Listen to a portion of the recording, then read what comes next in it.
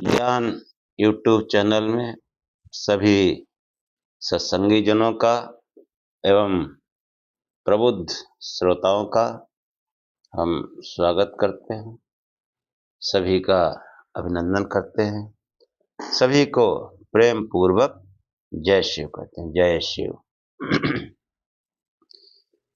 पिछले कुछ आख्यानों में कठोपनिषद पर चर्चा हुई और उसी क्रम को आगे बढ़ाते हुए कठोपनिषद के बाद में प्रश्नोपनिषद का नंबर आता है।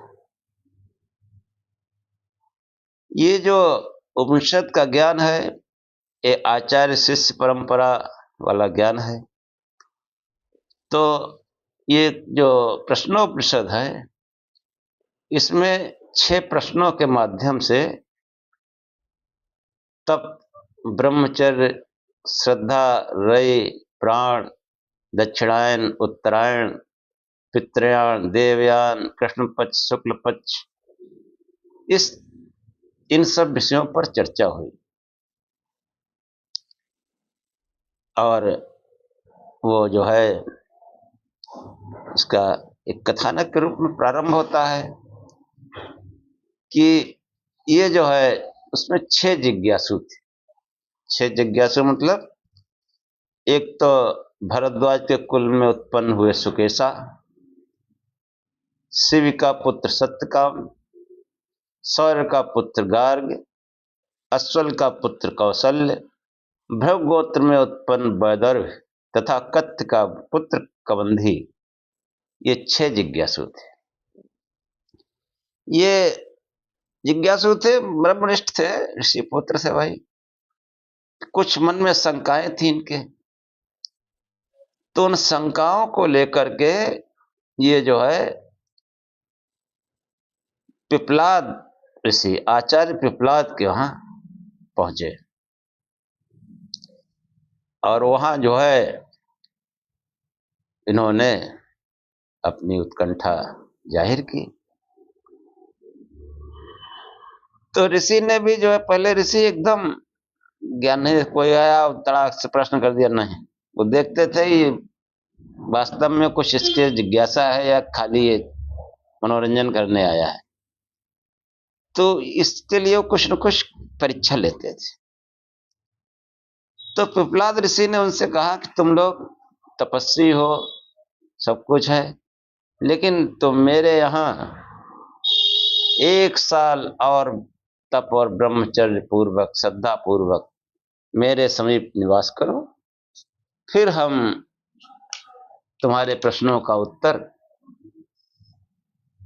जो अपनी इच्छा अनुसार करना प्रश्न, और हमको आता होगा तो बता देंगे। हाँ, आता होगा तो बता देंगे। क्यों आता होगा मतलब धैर्य और जिज्ञासा दोनों प्रति देखें क्या इनका वास्तविकता है। इसलिए जो है उन्होंने उनको कहा कि 1 साल तक तुम रहो। और ऋषि के आश्रम 1 साल तक रहने का मतलब यह है कि वो वहां पर तप, ब्रह्मचर्य और श्रद्धा, ये तीनों चीजें होनी चाहिए ब्रह्म ज्ञान के लिए। इसलिए उन्होंने कहा कि यहाँ तप और श्रद्धा पूर्वक रहो, ब्रह्मचर्य पूर्वक रहो। फिर वो रहे। तो तप मतलब पहले भी बता चुके, तप दम कर्म। तप का मतलब शारीरिक साधना। शारीरिक साधना जो है यानी शरीर नियंत्रण में हो, इसके लिए तप करना पड़ता है। और मन की साधना का नाम ब्रह्मचर्य है। हाँ, मन की साधना का नाम ब्रह्मचर्य है कि वो हमेशा आत्मचिंतन में, ब्रह्म चिंतन में लगा रहे, सांसारिक चिंतन न करे। फिर धीरे धीरे वो ब्रह्मचर्य की अवस्था आ जाती है। तो हमारा मन जो है या तो संकल्प विकल्प में उलझा रहता है या फिर किसी निष्कर्ष पर पहुंच जाता है। किसी निष्कर्ष पर पहुंच जाता है, हाँ, ये सही है, हाँ, या फिर वो संकल्प विकल्प में लगा रहता है। जब संकल्प विकल्प में से, तर्क की उलझन में से निकलकर सत्य की खोज के लिए डट जाए। पहले तर्क वितर्क करके निश्चय कर ले। संकल्प विकल्प में उलझा रहता है और इनसे निकलकर जब वो सत्य को जो है, सत्य की खोज में डट जाए, तब वो श्रद्धा होती। सत्य की खोज में डट जाए मतलब वो अपने अंदर उस परमात्मा को ढूंढने लगे, तब श्रद्धा होती है। श्रद्धा जब कोई सत्य की तरफ दौड़ लगाता है तब श्रद्धा होती है। और इधर उधर श्रद्धा, श्रद्धा थोड़ी, श्रद्धा हो तो फिर ये 1 दर्जन फोटो कैसे पूजा घर में, ये श्रद्धा ही नहीं है। हाँ, एक जगह गए वहां कामना ही बना, दूसरा ले आए, तीसरा ले आए, क्योंकि हमने सोच विचार नहीं किया, यथार्थ सत्य उसको नहीं पकड़ा। तो ये जो है पिपलाद ऋषि ने ब्रह्म ज्ञान के लिए जो है तप, ब्रह्मचर्य और श्रद्धा, इन तीनों को आवश्यक बताया। और पहले जो हम लोग केनोपनिषद में चर्चा कराए हैं, तप दम कर्म, ये 3 कहे गए। ब्रह्म ज्ञान की जो प्रतिष्ठा है वो कायम होती तप दम कर्म।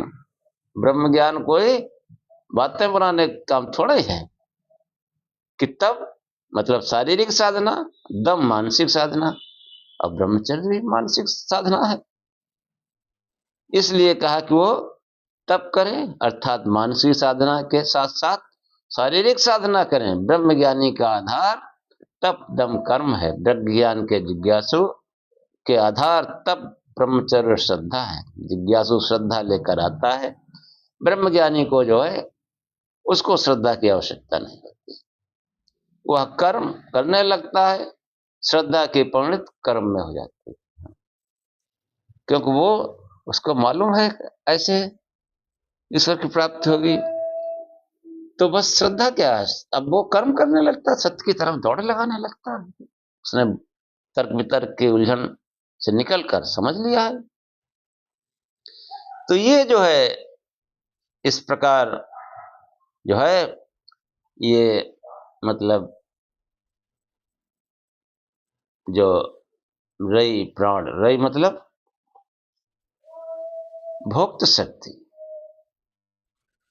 और प्राण भोक्तत्व शक्ति कि रई जो है वो भोग्य है और प्राण भोक्ता है। रई मतलब रई स्त्रीलिंग है, प्राण पुल्लिंग है, ऐसे समझो।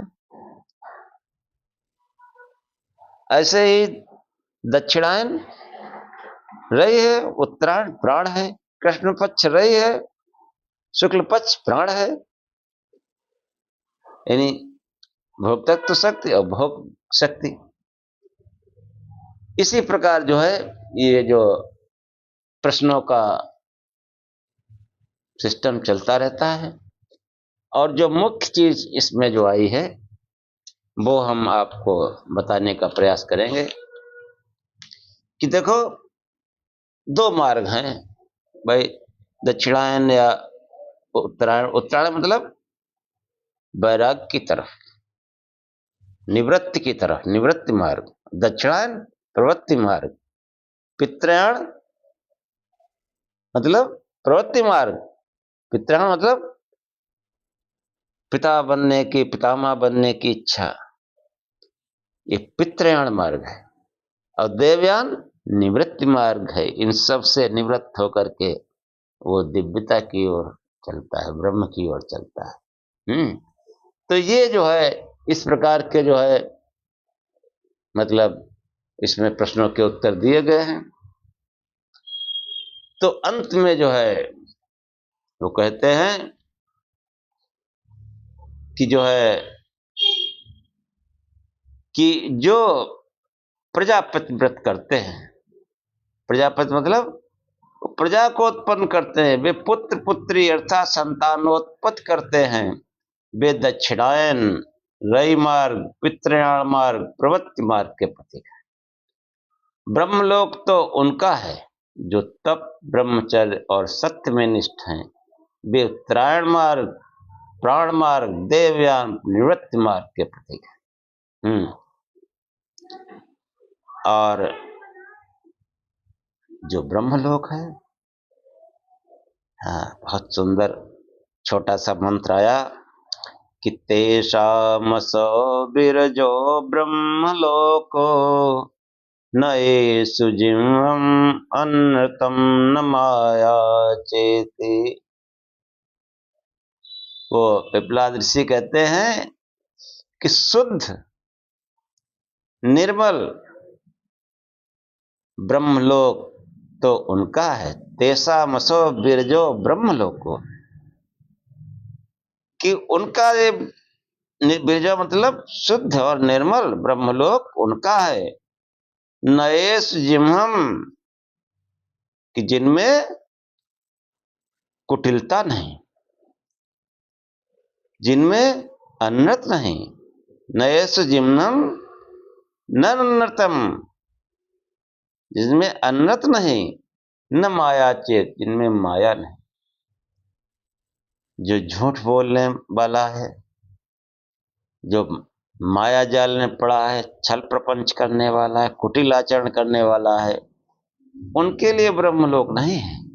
ब्रह्मलोक जो है उनके लिए है जो सरल स्वभाव के हैं, जिनका हृदय में कुटिलता नहीं है, सरलता है। हाँ, जिनके हृदय में सत्य है, अनृत नहीं, जो सहज स्वभाव से रहते हैं, माया प्रपंच जाल फंदे में नहीं पड़ते, उनका ये ब्रह्मलोक है। तो इसमें जो है पूरा रई और प्राण का चित्रण है। खास तौर से यह है कि जो मंत्र भी हमने सुनाया कि अगर हम ब्रह्म ईश्वर ज्ञान की तरफ चलते हैं, ब्रह्म ज्ञान करना चाहते हैं, तो हम जो भी कुटिल आचरण है वो सब छोड़ दें, असत्य व्यवहार छोड़ दें, सत्य व्यवहार अपनाएं, सरलता का मार्ग अपनाएं, और ये माया छल प्रपंच जाल इनसे दूर रहे। हाँ, वरना फिर वो ब्रह्मलोक, निर्मल ब्रह्मलोक, वो निर्मल मनुष्यों के लिए सब प्रकार से निर्मल। हाँ, मन से, वाणी से और व्यवहार से।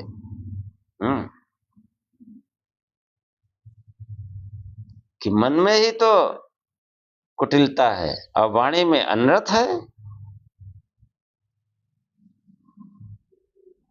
और कर्म से छल प्रपंच है। तो मन, वचन और कर्म तीनों में जो है हमारे मन में सरलता हो, वाणी में सत्य हो, सत्य व्यवहार हो, और कर्म में प्रपंच माया जाल न हो, सहज रूप में रहे।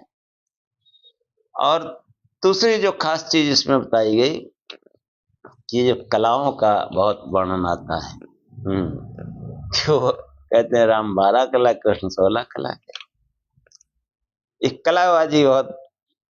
हाँ, अब ये नहीं पता कलाएं क्या हैं।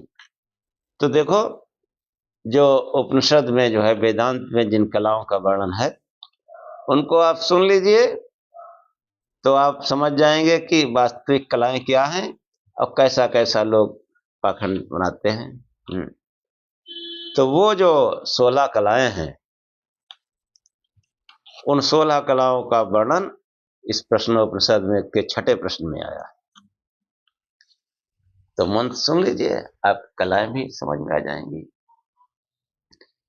किस प्राणम सृजत प्राणात् श्रद्धा खंबाय ज्योतिर आप पृथ्वी इंद्रियम मनो अन्नम अन्नाद् वीर्यम तपो मंत्रा कर्मलोका लोकेषु च नाम।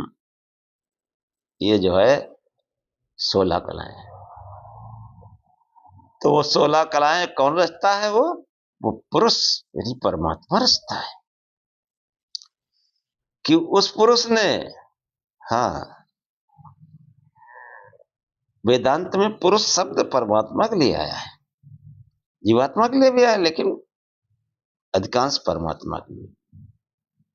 सांख्य में भी पुरुष कहा गया, प्रकृति और पुरुष, और पुरुष में वो जो है ईश्वर भी और मनुष्य भी, दोनों। तो वे 16 कलाएं कौन सी हैं कि पुरुष ने पहले प्राण का सृजन किया। सबसे पहले किसका सृजन किया? प्राण। अब प्राण द्वारा श्रद्धा, और फिर पृथ्वी, अब मतलब जल, तेज, अग्नि मतलब वायु, आकाश, पांचों तत्व हो गए।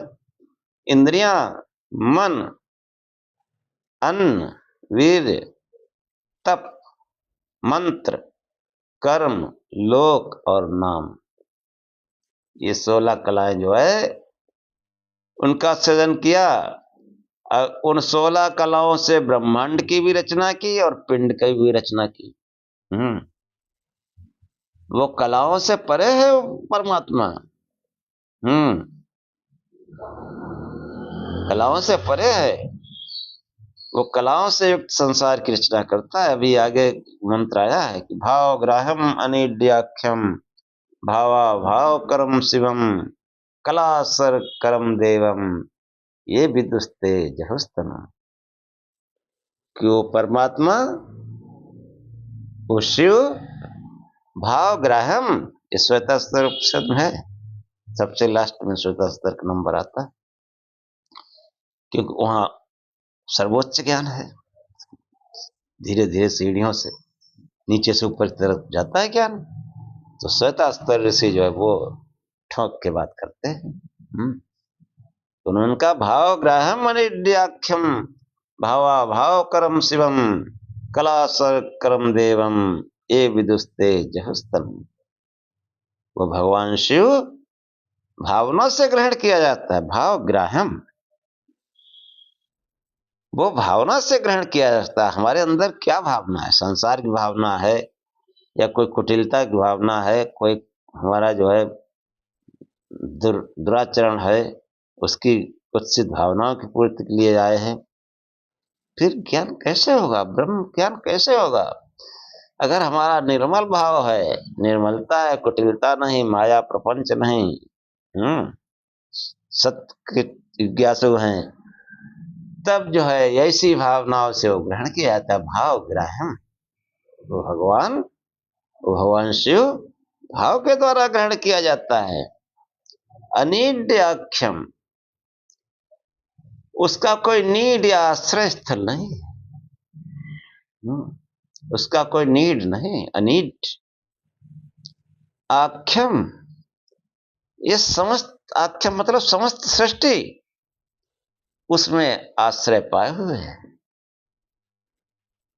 भाव ग्राह्यम अनिड्य आख्यम, ये समस्त संसार उसमें भाव आश्रय पाए हुए है।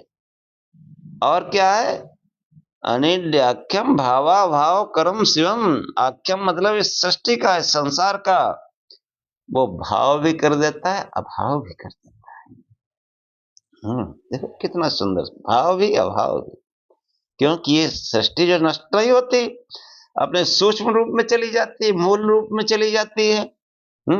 मतलब अभाव हो जाता है, अदृश्य हो जाती है, सूक्ष्म हो जाती है, सूक्ष्म से बिल्कुल अव्यक्त हो जाती है। इसीलिए इन शब्दों का प्रयोग किया। नष्ट थोड़ा ही होती है कि भाव भी हो जाता है और अभाव भी हो जाता है। भाव ग्राह्यम अनिड्याख्यम भावा भाव करम शिव, वो भगवान शिव इस संसार का भाव भी कर देता है और अभाव भी कर देता है। और अभाव के बाद में फिर वो कलासर करम देवम, वह देव कलाओं से युक्त संसार की रचना करता है। कलाओं से युक्त संसार की रचना करता है। वो कला नहीं, कलातीत कल्याण कल्पांतकारी। जितने भी 12 कला 16 कला वाले हैं वो संसार में है, पुरुष है, मनुष्य है, सांसारिक प्राणी है। हाँ, महापुरुष है, महान आत्मा है, अपने को विकास किया, तप किया। राम ने 14 वर्ष ऋषियों साथ में रहकर तप किया। कृष्ण ने जो है 48 वर्ष तक ब्रह्मचर्य पूर्वक तप किया। पुराणकारों ने पेड़ मार दी बिल्कुल महापुरुषों। सोचने में यही है, 16,108 रानी है, क्या बकवास कर रहे हैं।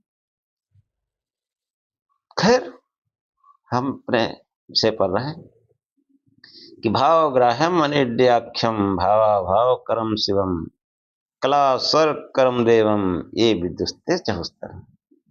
वो कलाओं से संसार की रचना करता है, चाहे वो महापुरुष हो चाहे साधारण पुरुष हो, सबका रचनाकार वही है। चाहे 12 कला वाला हो चाहे 16 कला वाला हो। 12 कला वाला कोई मनुष्य होते नहीं, 16 कला के ही सब होते हैं। देखो, विचार करो, किस प्राणम सृजत, किस मनुष्य के अंदर प्राण नहीं है? सभी प्राण से युक्त है। प्राणा श्रद्धा भी सबके अंदर है, किसी प्रकार, चाहे संसार में श्रद्धा हो चाहे परमात्मा में श्रद्धा हो, चाहे असत पदार्थों में श्रद्धा हो चाहे सत पदार्थों में। और किसी किसी में जो है तामसिक श्रद्धा होती, राजसिक श्रद्धा होती, सात्विक श्रद्धा होती, नाना प्रकार की श्रद्धाएं, लेकिन कहीं न कहीं श्रद्धा होती है बस, चाहे असत पदार्थों में हो चाहे सत पदार्थों में हो। तो श्रद्धा भी सबके अंदर है। किस प्राणम सजत प्राणा श्रद्धा खम वायु ज्योतिरापः पृथ्वी इंद्रियम च, कि आकाश तत्व ब्रह्मांड में भी है और पिंड में भी है। जैसा अभी आया कि उसने जो है ब्रह्मांड और पिंड दोनों की इन 16 कलाओं से रचना की। तो आकाश बाहर देखते हैं, इस पिंड में भी आकाश है।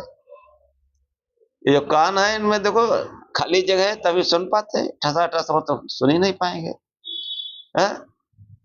हम लोग जो है तमाम जो है मालूम पड़ा रोटी चावल और सब अंदर चले गए, तो कहाँ कोई खाली जगह है ना, वही तो है। ये नासिका देखो खाली जगह है, तमाम रोम छिद्र हैं, खाली जगह है, पसीना बाहर आ जाता है, मलमूत्र बाहर आ जाता है। ये खाली जो रिक्त स्थान है यही आकाश है। आकाश कोई नीली छतरी नहीं है। ऐसा विचारवान लोग जानते हैं कि ब्रह्मांड में भी आकाश और पिंड में भी आकाश है। कि आकाश न हो तो सब ठसाठस हो तो कैसे न शरीर चल सकता है न बाहर। मतलब आकाश भी, ये भी कला सबके अंदर है। वायु भी सबके अंदर है, प्राण तो बराबर चल ही रहा है। यही देखो वायु साक्षात नसनाड़ियों में वायु प्रवाहित है, उसी के सब चल रहा है। आपा हर शरीर का जो है 90%, 85-90% तो जल ही है। ये सब कला सबके अंदर। किस प्राणम सजत, ये वेदांत का मंत्र है, इसको कोई काट नहीं सकता।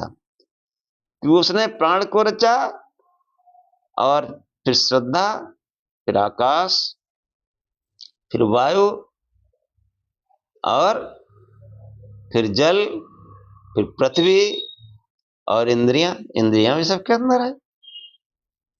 किस प्राणम से प्राणा श्रद्धा खम वायु ज्योतिरापा पृथ्वी इंद्रियम मनो अन्नम, मन भी है और अन्न भी सब ग्रहण करते हैं, अन्न भी सबके अंदर है।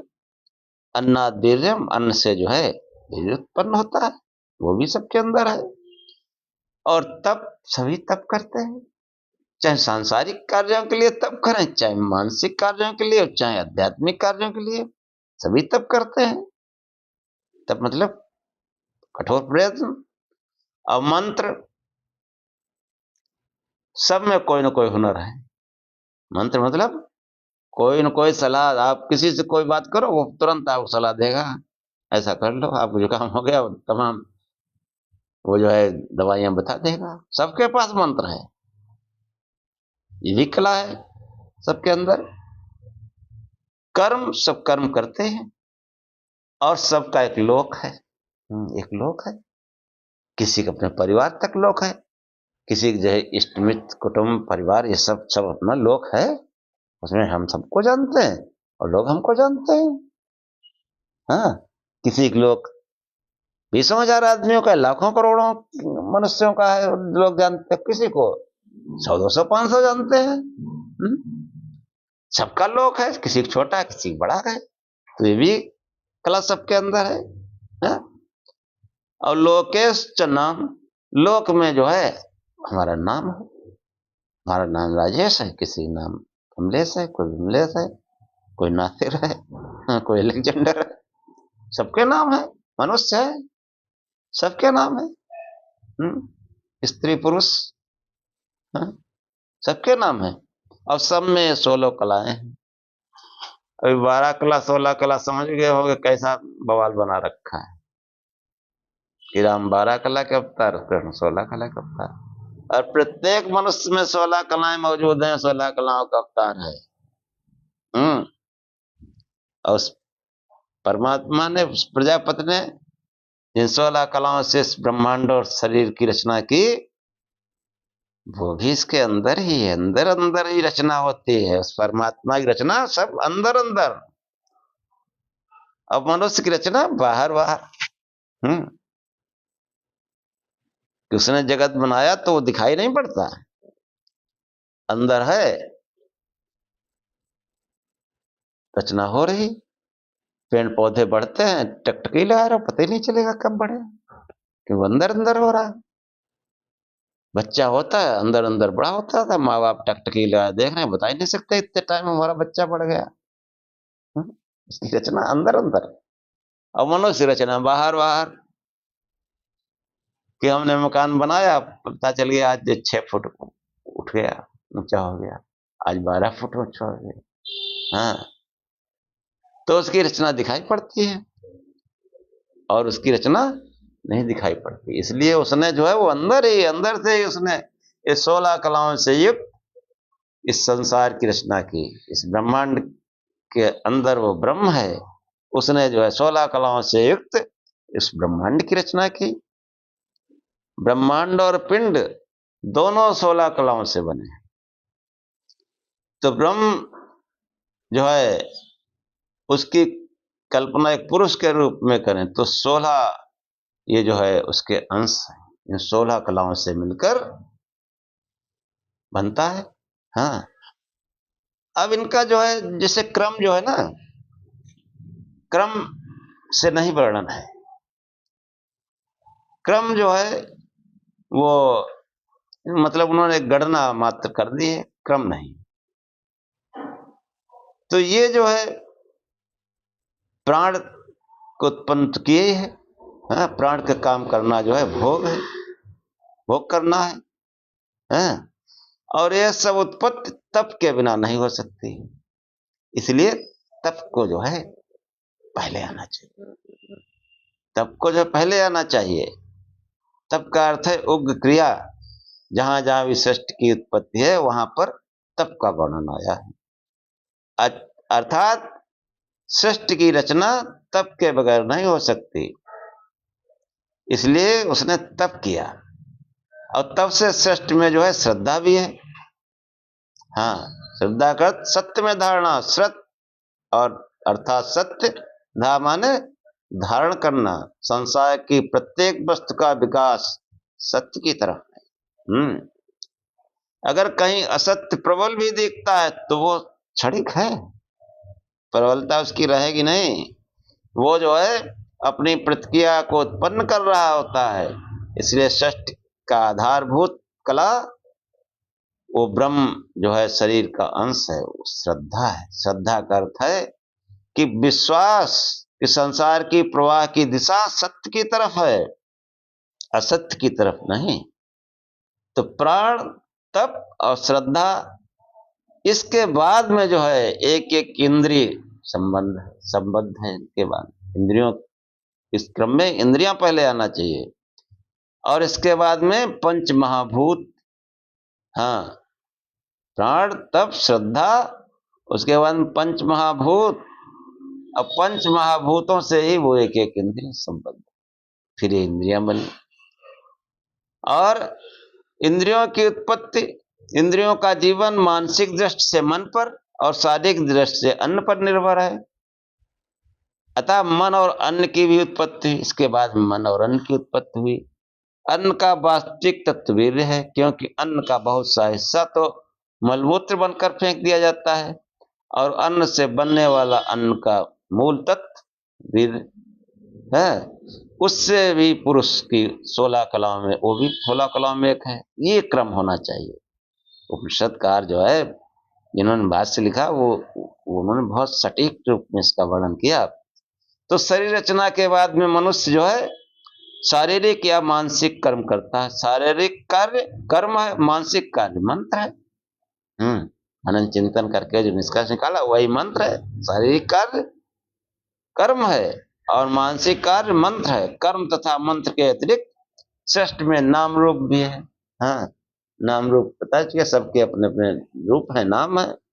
रूप को ऋषि ने लोक और लोक शब्द कहा है, नाम को नाम शब्द से ही। इस प्रकार इन 16 कलाओं, प्राण, तप, श्रद्धा, पंच महाभूत, इंद्रियां, मन, अन्न, वीर्य, कर्म, मंत्र, लोक, नाम, ये क्रम होना चाहिए। ब्रह्म की पुरुष के रूप में कल्पना की गई है।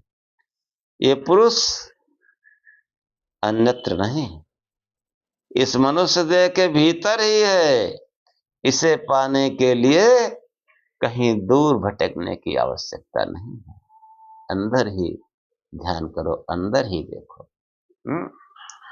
तो ये जो है, इस प्रकार ये जो प्रश्नोपनिषद है, इसमें जो है बहुत ज्यादा डिटेल में जाएंगे तो आपको अच्छा नहीं लगेगा। इसलिए जो मुख्य बातें थी वो हमने बता दी। क्यों, उपनिषदों में भी अथाह सागर है ज्ञान का, अथाह।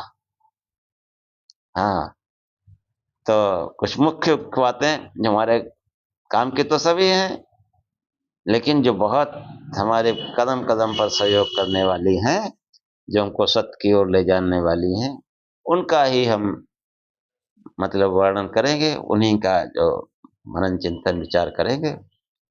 तो ये जो है, अगर हम ब्रह्म ज्ञान की तरफ जाना चाहते हैं तो समस्त कुटिलताओं को त्याग दें। हाँ, छल प्रपंच को त्याग दें, सत्य व्यवहार को अपनाएं, तभी जा सकते हैं। और ये जो कलाबाजी जो सब विद्वान दिखाते हैं, 12 कला 16 कला, इसलिए कलाओं के बारे में जानना भी बहुत जरूरी। प्रत्येक मनुष्य 16 कलाओं का है। तो अब जो है, ये उपनिषद में इतना ही बताना था, प्रश्नोपनिषद में, इसलिए इस आख्यान को यहीं समाप्त करते हैं। ओम सहनाववतु सहनौ भुनक्तु सह वीर्यं करवावहै तेजस्विनावधीतमस्तु मा विद्विषावहै। ओम शांति शांति शांति। कि हे परमात्मा, हम श्रोता और वक्ता दोनों की साथ साथ रक्षा करें, साथ साथ पालना करें, और हम साथ साथ पुरुषार्थ करें। हमारा पढ़ा पढ़ाया एक साथ तेजस्ता को प्राप्त करें। हम आपस में द्वेष न करें। ओम शांति शांति शांति। हे परमात्मा, हम दोनों श्रोता और वक्ता को दैहिक, दैविक, भौतिक, यानी आध्यात्मिक, आदिदैविक और आदिभौतिक तीनों प्रकार की शांति प्राप्त हो। जय श्री।